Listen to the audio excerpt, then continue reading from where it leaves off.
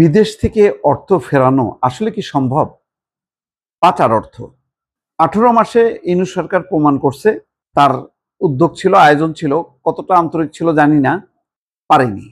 এবং শেষ পর্যন্ত আহসান এইচ মনসুর বা অর্থ উপদেষ্টা তারা বলেছেন যে এটা আসলে জটিল প্রক্রিয়া, এটা সম্ভব না।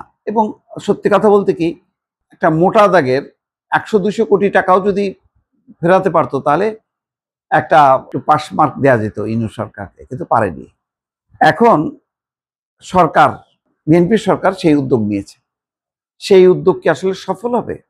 সংসদে অর্থমন্ত্রী বলছেন, আমির খসরু মাহমুদ চৌধুরী, যে বিদেশ থেকে অর্থ ফেরাতে ৯টি আন্তর্জাতিক আইনি প্রতিষ্ঠান নিয়োগের প্রক্রিয়া শুরু।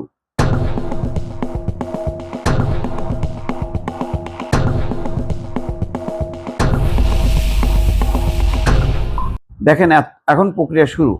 আজকে প্রায় ৪ মাস হতে যাচ্ছে, এখন শুরু। এই প্রক্রিয়াটা কখন শেষ হবে, কখন অভিযান শুরু করবে খোদাই জানে। ব্যাংকিং খাতের অনিয়ম এবং দুর্নীতির মাধ্যমে সৃষ্ট খেলাপি ঋণের অর্থ বিদেশ থেকে ফিরিয়ে আনতে আন্তর্জাতিক সংস্থাকে যুক্ত করার উদ্যোগ নিয়েছে সরকার। ক্ষতিগ্রস্ত প্রায় ৩০টি ব্যাংকের খেলাপি ঋণ পুনরুদ্ধারে ৯টি আন্তর্জাতিক আইনি প্রতিষ্ঠানের সঙ্গে নন ডিসক্লোজার এগ্রিমেন্ট স্বাক্ষর করে নো উইন নো ফি ভিত্তিতে নিয়োগ প্রক্রিয়া শুরু করেছে। প্রথম ধাপে সাবেক ভূমিমন্ত্রী সাইফুজ্জামান চৌধুরী জাভেদ মাফিয়া, মানে অর্থ খাতের, যার 450 বাড়ি আবিষ্কার হয়েছে লন্ডনেই।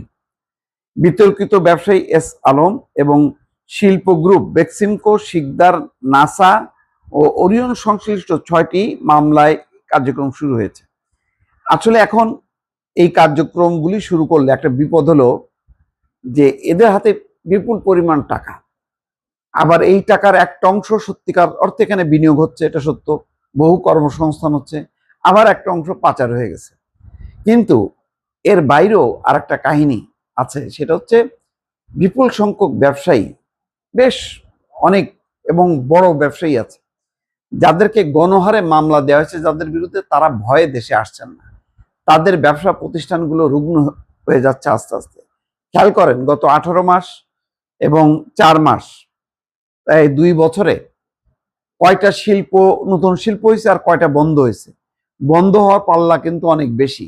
নতুন শিল্প খুব বেশি হয়েছে বলে তেমন পরিসংখ্যান আসে না, বন্ধ হওয়ার সংখ্যা কিন্তু অনেক। তাহলে আপনি 1 কোটি কর্মসংস্থান কেমনে দেবেন? অর্থনীতি পুনরুদ্ধার কেমনে করবেন?